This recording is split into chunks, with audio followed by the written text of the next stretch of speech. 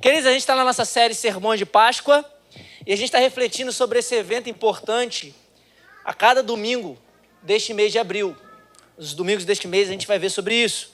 E a gente está entrando na Semana Santa hoje. Não sei se você sabe, hoje é o Domingo de Ramos, né? E essa é uma data comum no mundo inteiro por causa do que Jesus fez, certo? Eu sei que ficou um pouco comercial, a ponto de tá vendendo ovo de Páscoa, né? Mas é uma data comum no mundo inteiro. E na nossa série, a gente está focado nos 3 dias finais dessa semana, muito importante de Jesus, sexta, sábado e domingo. E na semana passada, a gente viu o que aconteceu na sexta-feira, a morte de Cristo e a importância da morte de Cristo. E hoje nós vamos falar sobre o sábado, o dia entre a morte e a ressurreição de Jesus. Eu queria que você abrisse a sua Bíblia, então, para isso, no Evangelho de Lucas, capítulo 23. Lucas, capítulo 23. E a gente vai ler a partir do versículo 50.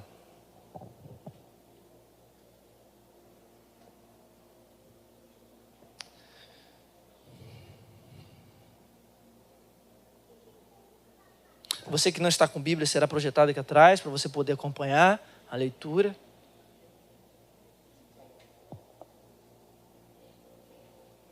Diz assim a palavra de Deus. E eis que havia um homem chamado José, membro do Sinédrio, homem bom e justo, que não tinha concordado com o plano e a ação dos outros. Era natural de Arimateia, cidade dos judeus, e esperava o reino de Deus. Ele foi até Pilatos e lhe pediu o corpo de Jesus. E tirando-o da cruz, envolveu ele num lençol de linho e o depositou num túmulo aberto, numa rocha, onde ninguém havia sido sepultado ainda. Era o dia da preparação e o sábado estava para começar. As mulheres que tinham vindo com Jesus desde a Galileia seguiram José e viram o túmulo e como o corpo foi colocado ali. Então se retiraram para preparar óleos aromáticos e perfumes. E no sábado descansaram segundo o mandamento. Queridos, os outros evangelistas, Mateus, Marcos, e João também, né? Eles relatam esse mesmo caso. E Mateus, por exemplo, adiciona o fato de que os líderes que mataram Jesus vão até Pilatos para pedir para pôr uma guarda reforçada no sepulcro de Jesus. Por quê? Porque eles estavam ouvindo Jesus dizendo que ressuscitaria ao 3º dia. Então eles queriam garantir que nada disso acontecesse, sei lá, vai que os discípulos roubam o corpo e aí todo mundo acha que ele ressuscitou mesmo. Então eles vão lá, Pilatos, coloca aqui mais uns guardas lá para a gente lá, para deixar tudo seguro. E aí o que Pilatos faz? Ordena que os guardas vão, e os guardas ficam lá e ficam protegendo aquele sepulcro. E para muitos de nós, o sábado entre a sexta-feira e o domingo de Páscoa acabou virando só mais um dia comum. Na sexta, a gente até para um pouco para refletir com mais seriedade sobre a cruz. Pelo menos eu acho que a gente deveria fazer isso, né? Ou alguns só aproveitam o feriado mesmo, vão para a praia, vão fazer qualquer coisa. Mas o sábado, a gente já está correndo para o mercado, a gente já está comprando as coisas, a gente está arrumando a casa, a gente está organizando tudo para o almoço que vai ter de Páscoa no outro dia, no domingo. Afinal, Jesus vai ressuscitar. Ele vai chegar lá e nós sabemos o final dessa história. Então por que a gente não segue direto para celebrar? Por que a gente não segue direto para a celebração das coisas? A gente tem essa mania de pular as partes tristes, as partes de espera.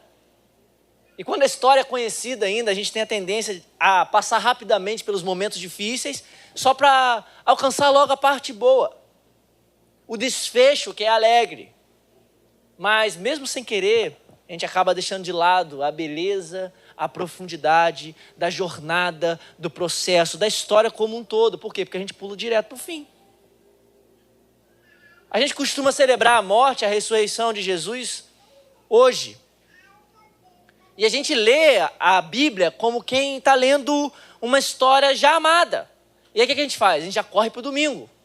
A gente celebra. Jesus ressuscitou. A gente conhece muito isso. O problema é que a Bíblia não conta assim. A Bíblia conta a história toda. Jesus não saiu da cruz direto para a ressurreição. Teve um dia no meio. Um intervalo, um tempo de espera No texto que a gente lê, a gente vê Jesus sendo sepultado no túmulo de José de Arimateia. Um homem que não tinha sido mencionado na caminhada com Jesus até agora, até esse ponto. E o evangelista João, ao contar também dessa realidade, ele relata que esse homem, ele adiciona uma nota sobre esse homem, ele diz que esse homem era discípulo de Jesus, mas ele era escondido. Ele não era público, porque ele tinha medo dos judeus. Os judeus poderiam fazer alguma coisa com ele, então ele ficava se escondendo, mas ele gostava de Jesus. Ele era membro do Sinédrio, como o texto diz, ele era respeitado por todo mundo, mas ele não concordou com aquilo que foi feito com Jesus. E aí o que faz? Ele vai lá e sepulta Jesus. Jesus é sepultado por ele. O texto que a gente leu diz que José de Arimateia tirou Jesus da cruz, envolveu ele num lençol de linho, porque Jesus estava nu, e depositou ele num túmulo aberto, numa rocha, onde ninguém havia sido sepultado ainda. Aí o texto também diz que tinha algumas mulheres que seguiram José para ver o túmulo, como que o corpo foi colocado ali, para que alguém rouba o corpo. Elas estão vendo. Então, ao ver aquela cena triste, elas se retiraram para preparar óleos, preparar perfume, porque era assim que acontecia um ritual de funeral antigamente. E no sábado, eles descansaram, porque era sábado. E os judeus descansavam no sábado. Existe um dia no meio, um espaço, uma pausa. No centro do primeiro resumo do Evangelho está o silêncio do sábado santo. Não só os evangelistas afirmam isso, mas quando Paulo resume o Evangelho aos Coríntios, lá na primeira carta de Coríntios, no capítulo 15, nos versículos 3 e 4, Paulo deixa isso claro. Claro, ele diz: Cristo morreu pelos nossos pecados, conforme as Escrituras. Foi sepultado e ressuscitou ao terceiro dia. Veja bem o que Paulo está dizendo. Ele morreu, foi sepultado e só depois ele ressuscitou. Mas por que isso e por que esperar tanto? O que esse sábado de silêncio significa? Por que vale a pena lembrar desse sábado entre a dor da sexta e a vitória do domingo? Você já parou para pensar o que os discípulos sentiram naquele dia? O que eles sentiram naquele sábado? Dor, confusão, tristeza, cansaço.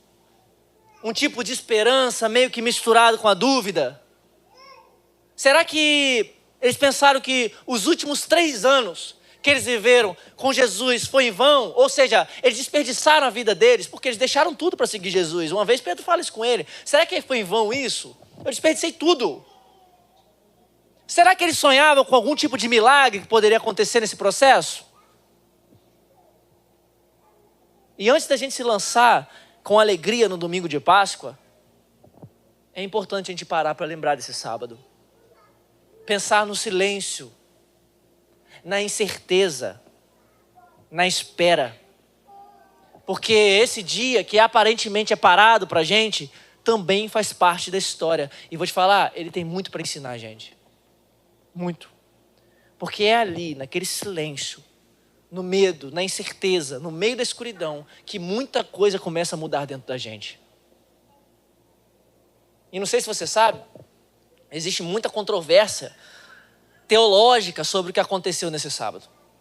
Os teólogos estão discutindo isso há muito tempo. Não é de agora não. Desde os pais da igreja. O que realmente aconteceu nesse sábado, o que foi lá. E é muita controvérsia. No sábado santo, entre a cruz e a ressurreição, o que acontece é que Jesus entra plenamente na morte. Ele não entra apenas fisicamente, mas entra espiritualmente. Ele experimenta o estado de separação que a morte representa, desde Adão. E ele tinha dito que isso ia acontecer. Ele disse que assim como Jonas ficou 3 dias no ventre da baleia, eu estou falando baleia aqui, mas é peixe lá, é porque eu acho que foi uma baleia. Assim como Jonas ficou 3 dias no ventre do peixe, o Filho do Homem ficará 3 dias e 3 noites no coração da terra. É uma referência à morte. Jesus, então, entrou no estado de morte real. Jesus não morreu mais ou menos. Ele morreu. A humilhação de Jesus não incluía somente a crucificação dele, mas também se colocar debaixo da morte. Se colocar ali onde a morte está. E ao longo dos séculos, muitas perguntas surgiram sobre esse momento. Será que Jesus descansou em paz? Será que ele estava no paraíso? Ele estava no seio de Abraão? Será que ele foi direto para o céu? Será que não? Será que a alma dele dormiu? Será que ele proclamou vitória para os anjos? Ou será que foi para os demônios? O que será que foi? Será que ele sofreu? E a Bíblia vai apresentando vários vislumbres, mas ela não consegue responder a gente completamente, porque essas são ótimas perguntas, e buscar respostas sobre essas perguntas pode até fazer a gente ter considerações sobre quem Jesus é e sobre a obra de Jesus, mas há uma reflexão muito importante a se fazer acima dessas perguntas. Onde a gente não precisa ter todas as nossas especulações descobertas, ou nossas teorias teológicas descobertas ou respondidas. Não, mas que a gente pode experimentar o que aconteceu naquele dia. Isso é mais importante. Porque todos nós estamos passando por o mesmo lugar do Sábado Santo. Todos nós estamos passando por tempos de espera. E a maioria de nós não sabe quando isso vai acabar. Não há uma pessoa aqui hoje que esteja sem esperar por algo. Não existe ninguém, inclusive as crianças que estão aqui, elas estão esperando por algo. A vida é feita de esperas, queridos. A gente está sempre no meio de algum processo. A gente está sempre no meio. Como um casal que viu a expectativa para casar. A mãe que tem que esperar 9 meses pelo bebê. O estudante que tem que encarar a vida inteira estudando para conquistar alguma coisa, até se formar. Todos nós vivemos esse tempo entre uma coisa e outra. Um lugar intermediário, um lugar de formação, uma pausa. Um dia longo no meio. Um lugar de vir a ser. Aquilo que a gente chama de limbo. Nós estamos assim. E o pior é que nem tudo sai como a gente planeja. Desde que o Éden foi perdido, todos nós carregamos o desejo por coisas boas que ainda não chegaram. E talvez nunca chegarão. A gente espera por um marido, por uma esposa, por um relacionamento, mas a gente segue solteiro, a gente quer ter filho, mas a gente enfrenta a dor da infertilidade. A gente ora pela volta de alguém querido, mas essa pessoa não vai voltar mais, o vazio continua. A gente precisa de um emprego, mas as contas só estão aumentando. A gente quer paz, mas o conflito insiste em ficar. A gente quer cura, mas às vezes a doença está ali. Todos nós estamos esperando por alguma coisa. E muitas dessas esperas são difíceis demais de engolir. Algumas situações, como um diagnóstico inesperado de câncer, a perda do emprego, colocam a gente no tipo de espera que a gente não escolheu estar. As circunstâncias vêm até nós e colocam a gente nesse lugar. E quanto mais tempo temos que suportar esse processo, mais difícil fica de manter a esperança. A paciência vai embora rapidinho. A fé começa a ruir, ela começa a ser testada e começa a ruir. E a nossa alma começa a ficar deformada, cansada e triste. E olhar para o que os primeiros discípulos viveram naquele sábado, no sábado santo, nos dá um significado para esse dia que atravessa essas divisões, essas teorias teológicas sobre o que Jesus exatamente fez. Fato é que Jesus morreu. Ele teve que lidar com a morte. E o que nós sabemos de fato também, a despeito das teorias, é que aqueles discípulos tiveram que esperar. Em primeiro lugar, eles esperaram. Aquele sábado, para o judeu, era dia de descanso. Era o sábado judaico, o Shabá. Isso significa que eles não puderam nem sequer terminar de cuidar do corpo de Jesus. Imagina a tristeza. Aqueles discípulos sentiram uma incompletude, que não é um sentimento tão distante de nós. Essa estranha melancolia que nos afeta de olhar o mundo e sentir que falta alguma coisa. Eles certamente lembraram dos momentos do dia anterior. Eles estavam tristes, os rostos estavam abatidos. Jesus estava morto, era isso. Jesus tinha dito que iria ressuscitar no terceiro dia, mas na dor deles, parece que isso estava apagando na memória. Ou talvez aquilo ali nunca tinha feito sentido para eles mesmos. Os sons pesados da crucificação, dos pregos, dos martelos, ainda ecoavam diante do silêncio assustador da ausência de Jesus, aquele que andou com eles durante 3 anos, que os beijou, que os abraçou, que brincou com eles. Ele está ausente agora. Eles esperaram, mas quase sem esperança nenhuma. E nesse dia, a Bíblia diz que eles ficaram trancados dentro de casa, cheios de medo, cheios de angústia, e passaram aquele dia escuro sem saber o que viria depois. Parece, queridos, que aquele dia no meio não fazia o menor sentido. Para que tem esse dia aqui? Se houvesse algo de bom, isso não pode esperar. Por que Deus não nos dá logo o que a gente quer? Por que Ele não responde a gente rápido? Por que Ele não fez Jesus vencer logo ali na cruz, ali nela mesma? A zombaria dos soldados se tornou a dúvida dos discípulos. Se tu és filho de Deus, por que tu não desce daí? Os discípulos ficaram, é verdade, né? Por que não temos nenhuma resposta? E esse sentimento dos discípulos que eles tiveram é comum em nossos momentos de espera e de processos e de jornadas.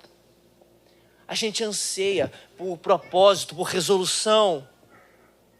E muitas vezes pensamos que a gente poderia suportar muito mais pacientemente se a gente soubesse o propósito. Se a gente pudesse ver o final. Se a gente conseguir ver o final, aí eu consigo suportar bem. O problema é que a gente não consegue. Todo mundo que está aqui está esperando junto com os discípulos, queridos.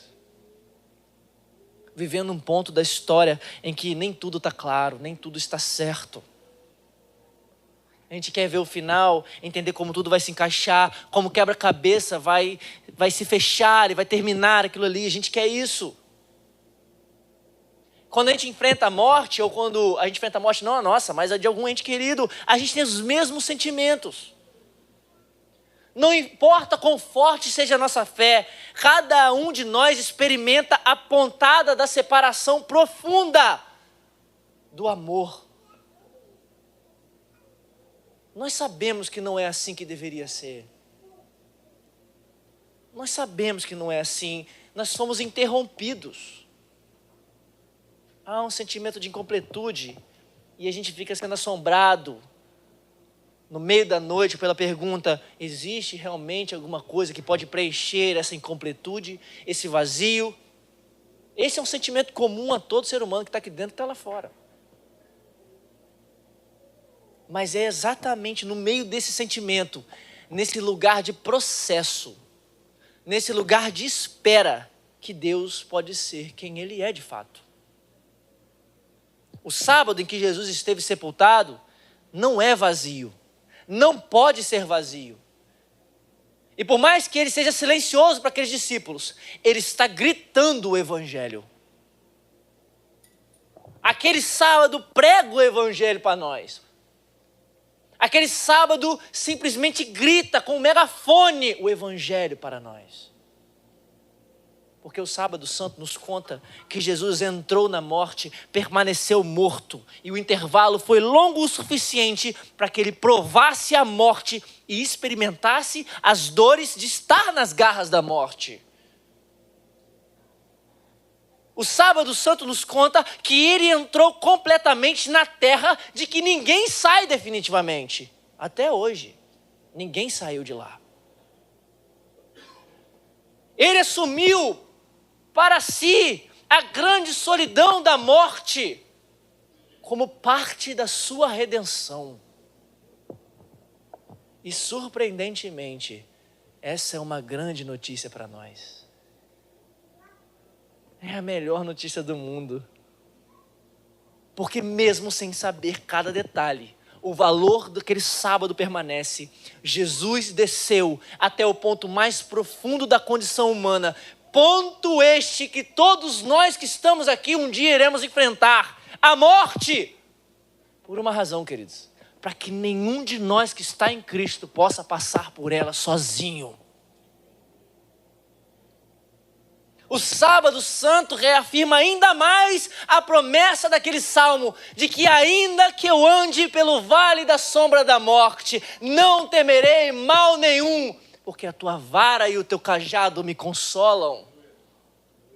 Ou ainda mais, é por causa desse intervalo de espera, desse dia silencioso, desse dia no meio que é o sábado santo, a esperança do Salmo 139 agora está fundamentada na própria experiência de Jesus, na carne, no tempo e espaço, na história real. Antes, isso era apenas um salmo, agora é a verdade, agora isso ganha vida, a poesia se torna real, se torna experimentada. Por causa desse evento, nós podemos dizer no meio da escuridão, nos dias mais sombrios da nossa vida, quando nós enfrentarmos a morte, quando o processo de espera for difícil, nós podemos dizer: para onde eu me ausentarei do seu espírito?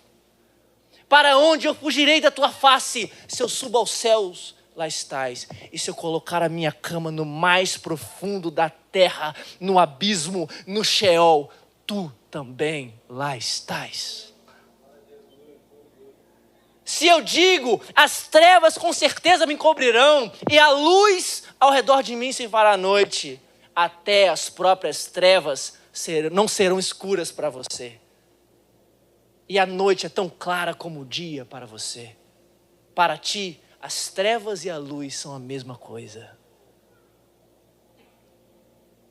Jesus desceu à morte. Ele fez toda aquela escuridão sua. A morte capturou Jesus quando ele entrou nela completamente.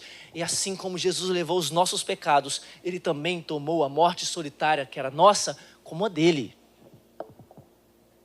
Mas uma vez que ele esteve na morte, uma vez que existe um sábado silencioso no meio, uma vez que ele desce às profundezas da terra, a ponto de sabermos que ele está lá e nos salvou lá, eu sei, eu creio que onde o Espírito do Senhor está, ali a liberdade. E se ele esteve no mais profundo da terra, que era onde eu estava, porque eu era morto em delitos e pecados, então o Espírito do Senhor pode me libertar dos meus delitos e pecados. Ele dissipou aquela escuridão para sempre, para aqueles que confiam nele. Nem a mais forte escuridão é tão forte assim quando se encontra com Jesus. É por isso, queridos, que esperar é um convite. Esperar é um convite, e pelo fato de esperar não ser algo que acontece de vez em quando, acontece sempre, porque você sempre está esperando. Esperar é um convite que Deus dá para se relacionar conosco. Esperar é um convite de relacionamento. É esse lugar que o sábado santo deveria nos levar, a buscar a Deus. Porque é nesse processo que é criado o contexto no qual Deus nos ensina e nos transforma, dia após dia. E se é um convite, eu quero que você ouça isso com muita clareza. É um convite feito para você. Porque a morte vem para todo mundo, queridos. Daqui a 200 anos, todos nós estaremos debaixo de uma lápide. E é exatamente por isso que nós precisamos de alguém que venceu a morte. Então, como eu digo quase todo domingo aqui para você, venha para Jesus. Venha a Cristo. Se você não conhece Ele, não tem um relacionamento com Ele, não é da igreja, como as pessoas dizem por aí, né? Eu não sou da igreja. Não importa. Venha até Ele. Abandone a sua força, o seu pecado, a sua confiança em coisas. de tentar resolver os processos da sua vida, a espera da sua vida, desse longo sábado da sua vida, e venha até Jesus. Porque Jesus é o único que pode dar significado para os nossos processos, significado para as nossas esperas, porque Ele também esperou. Jesus é o único que pode dar significado para o nosso amanhã. Eu posso crer no amanhã por causa de Jesus. Paulo nos lembra que os cristãos são o povo da Páscoa. Um povo que experimenta o sábado da Páscoa com Cristo. Em Romanos 6, ele diz assim: fomos sepultados com ele através do batismo na morte, para que assim como o Messias foi ressuscitado dentre os mortos pela glória do Pai, nós também possamos viver uma nova qualidade de vida. O que Paulo está fazendo aqui? Ele está nos lembrando que quando nós somos batizados em Cristo, a gente foi unido à morte dele, no sepultamento dele. Isso significa que a gente compartilha junto dele o sábado santo. Esse tempo de silêncio e espera entre a cruz e a ressurreição. Nós estamos com ele ali no túmulo, mas nós não ficamos lá. Assim como Jesus saiu vivo daquela sepultura pelo poder do Pai, nós também, junto com ele, seremos levantados para viver uma vida completamente diferente. E essa nova vida não é uma promessa para o futuro, quando Jesus voltar. Ela já começa agora. Quando nós cremos em Cristo, quando somos batizados em Cristo, nós entramos para essa família de Deus. Então venha para Cristo e deixe Ele transformar a sua vida.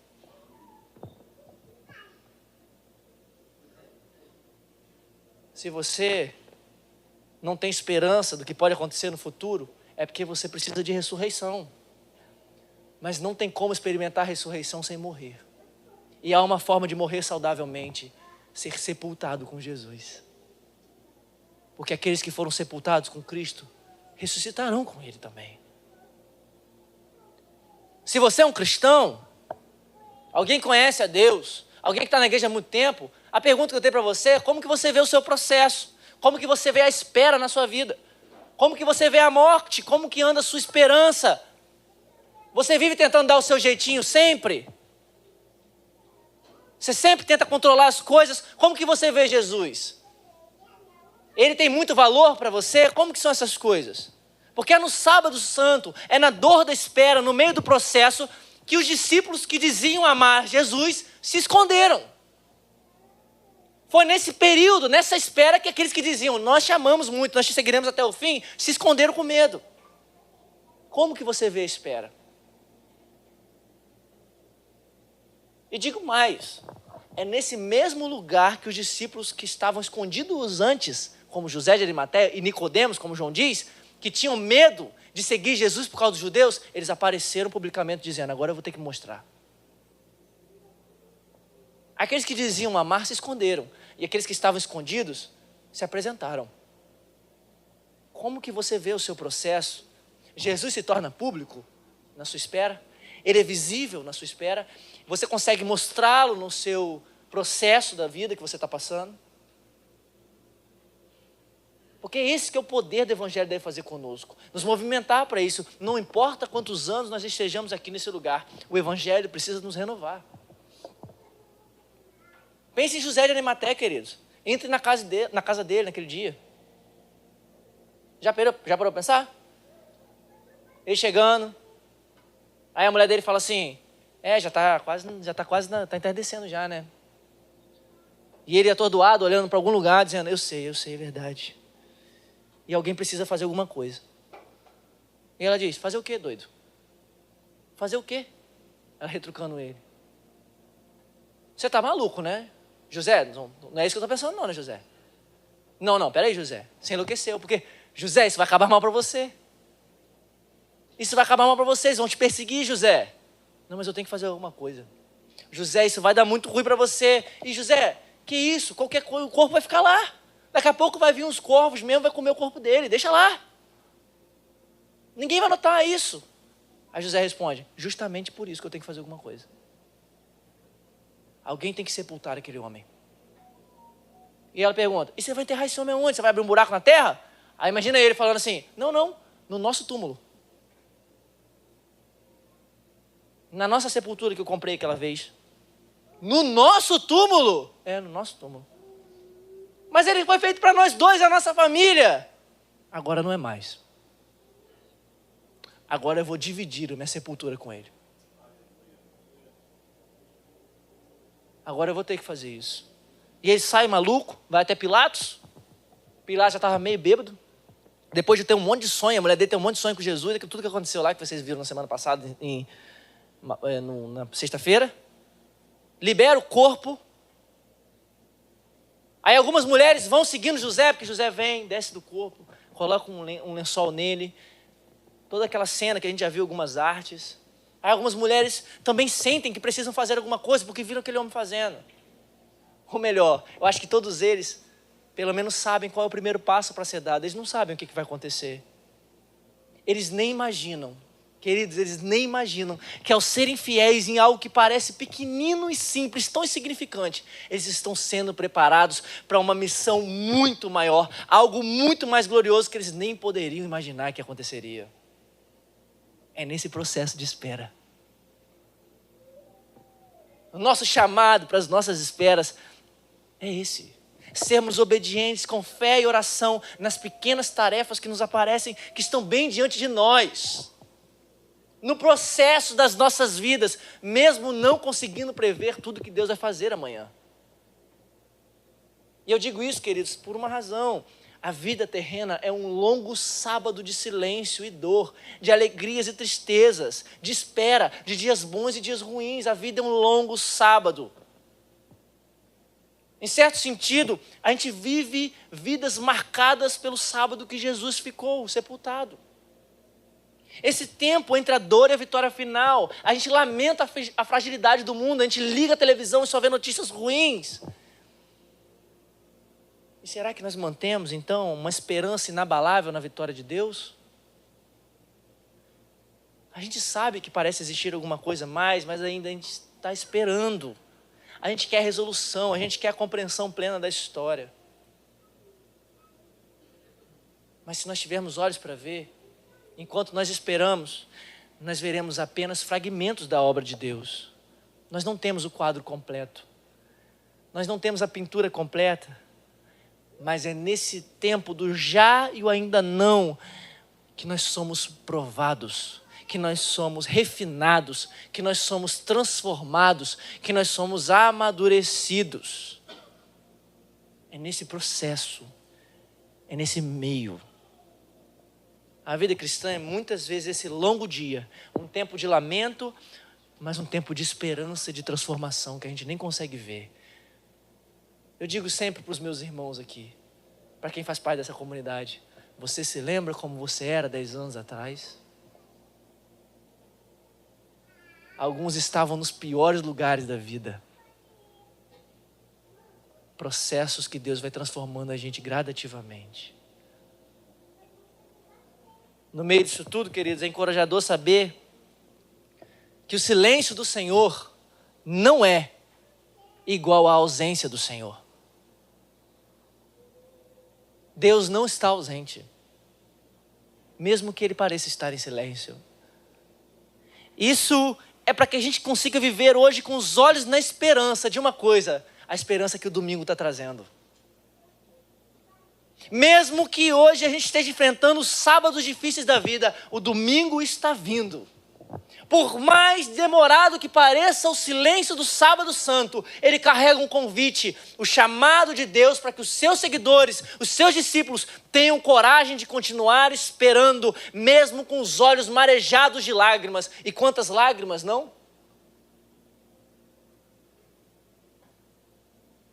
Por causa de uma coisa fundamental, Deus não abandonou Jesus morto. Ele cuidou de cada detalhe, Ele protegeu os ossos de Jesus e Jesus ressuscitou. E por causa disso, Ele também irá nos ressuscitar com Cristo. Como um povo que pertence a Deus, a gente não finge que a gente não tem medo. Que não passa por luta, que não passa por tristeza, que não passa pela morte. Como eu falei, queridos, é preciso lembrar que a promessa da ressurreição não significa que a morte não virá. Pelo contrário, só ressuscita quem morreu, queridos. Você primeiro precisa morrer para ser trazido à vida. Nós passamos por longos sábados, mas cremos que Deus vai libertar o seu povo, não no tempo que a gente quer, mas no tempo que Ele sabe que é o certo. E às vezes a resposta está a um dia de distância. Se lá dentro da nossa alma a gente soubesse, e soubesse de verdade, que um grande livramento está vindo, que alguma coisa está vindo, mesmo que agora esteja doendo, a gente estaria preparado para suportar os dias mais escuros, porque a gente sabe o que é o final. Então o que eu quero dizer para você, é para você mergulhar nesse sábado santo. Porque, mais uma vez, você é chamado para longe da correria. Para um lugar onde você não consegue resolver as coisas. Para uma quietude que você ainda não entende. Para um lugar onde você não tem uma agenda. Para um lugar de espera que você não sabe ainda o que Deus vai fazer. Você não tem mais o controle. Entregue para Ele. E eu quero que você veja que sem o silêncio pesado, escuro do sábado santo, a ressurreição de Jesus iria parecer apenas uma reação rápida, queridos. Uma reação vingativa, raivosa diante da zombaria da sexta-feira. Se Jesus ressuscitasse rápido, seria só uma resposta barulhenta do tipo assim, vou mostrar que eu tenho razão. Ele não escolheu isso, ele escolheu esperar. E a verdade é que às vezes a gente fica caindo na tentação de tentar defender a gente. Nós mesmos, gritando, atacando, revidando, tentando pegar o controle. Dando o nosso jeitinho. Mas o sábado santo convida a gente para um outro caminho, queridos. O sábado santo convida a gente para um outro lugar. O sábado nos diz, espere, pare, fique em silêncio. Nós vamos cear daqui a pouco. E o significado disso aqui, a gente fala todo domingo que ceia, é proclamar a morte de Jesus até que Ele venha. Por isso, antes da gente ceiar, a gente vai ter um tempo de silêncio reflexivo. Nós não teremos música hoje. Nós não cantaremos uma canção até o momento da ceia. Nós não iremos deixar para fazer as coisas nesse momento. Será um momento de silêncio. Por favor, não saia por sair. Por favor, lute contra as distrações que vão surgir para você agora. Por favor, não olhe o celular agora. Pense e medite em silêncio. Nós precisamos disso. Deixe a quietude encontrar a sua alma na medida que você pensa sobre as suas esperas, sobre o seu processo, sobre a sua vida à luz do Evangelho, enquanto fala com Deus. O domingo está chegando, irmãos. O inverno está acabando. E a primavera começou a dar as suas folhas. Feche os seus olhos. No 7º dia, Deus descansou. Mas dessa vez, Ele descansou na escuridão de um túmulo. Depois de terminar, no 6º dia, toda a sua obra, de alegria e de dor, a palavra agora estava em silêncio. O pão foi partido, o vinho foi derramado e a luz foi apagada do céu. As ovelhas estavam sem pastor e uma semente foi lançada no chão com tristeza. Prenderam o Rei dos céus no trono da cruz. Ali estava o silêncio profundo do túmulo, onde o corpo foi deitado com perfumes e panos, sem que soubéssemos como lidar com aquilo. Descanse em paz, Jesus. Senhor acima de todos. Rei verdadeiro de Israel, descanse em paz. Porque o domingo logo vem. E há trabalho para fazer. Há um túmulo para ser conquistado. Há a morte para ser conquistada. Queridos, fiquem em silêncio. E descansem também o seu coração em silêncio nesse momento. Assim como Jesus descansou em paz, descanse os seus fardos nele agora. O nosso mundo é corrido demais. Você trabalhou demais hoje. As nossas igrejas têm muitas atividades. A gente não consegue parar nenhum momento. Então eu quero te dar essa oportunidade para encontrar hoje, aqui, agora, um momento para simplesmente parar. Ficar em silêncio e esperar em Deus. Porque aqueles que esperam no Senhor têm as suas forças renovadas. Então eu gostaria que você tivesse esse tempo. E daqui a pouco nós iremos cear.